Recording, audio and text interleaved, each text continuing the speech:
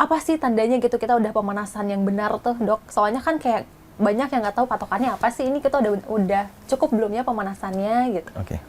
Nah, pemanasan harus dilakukan. Berapa lama sih gitu ya? Ya patokannya mungkin 5 sampai 10 menit sebelum mulai. Jadi jangan mau main pedal tapi telat datangnya. Misalnya ya. Start jam 1, langsung mulai. Jangan. Jadi jangan mulai di saat otot dingin. Karena itu akan meningkatkan cedera. Nah, bagaimana tandanya ya? Kita harus warming up 5-10 menit tadi. Jangan lupa melakukan dynamic stretching juga. Bukan statis. Kalau dynamic stretching artinya kita bergerak.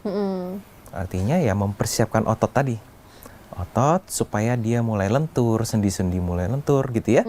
Sehingga akan siap dikasih beban yang berat nantinya gitu. Untuk olahraga apapun ya. Olahraga apapun. Mau maraton, mau padel, mau bahkan kalau ini gimana dok yang lagi tren juga kayak pilates gitu. Warming up-nya juga sama kah seperti yang dinamis kayak gitu? Iya, pastinya juga sama. Iya, sama pastinya. Nah, tadi kan kita nyebutinnya padel sama maraton nih. Tapi kalau yang pilates itu ada nggak sih dok yang kayak cedera gitu, risiko cederanya? Mungkin ada yang mau pilates aja jadi kayaknya kalau pilates minim risiko cedera gitu. Kalau pilates kan kesannya kayak stretching gitu ya. Benar. Itu bagus sebenarnya untuk fleksibilitas. Karena kita tahu bahwa 3 komponen utama yang harus dilakukan sebenarnya kardio. Kemudian yang kedua ada strengthening, penguatan otot. Yang ketiga adalah fleksibilitas. Nah, kalau pada pilates itu sebenarnya untuk strengthening, penguatan dan fleksibilitas itu dapat. Tapi kita kadang lupa ototnya belum siap. Di mana misalnya pilates kita kakinya stretch gitu ya. Kan menahan pada satu sisi. Kalau ototnya nggak siap pasti nggak kuat. Padahal berat badan misalnya 50, ya tetap aja nggak kuat. Ya. Nah, jangan lupa bahwa tetap diimbangi dengan penguatan otot lainnya gitu.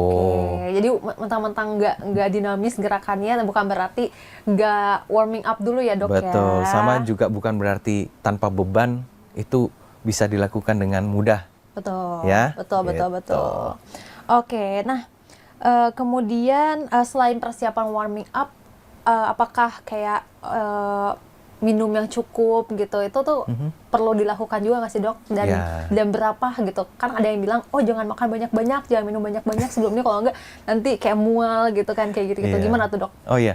Hidrasi dan nutrisi itu sangat penting ternyata. Kalau hidrasi yang dianjurkan itu sebenarnya sebelum kita mulai olahraga itu antara 400 mili sampai 600 mili 2 jam atau 1 jam sebelum olahraga.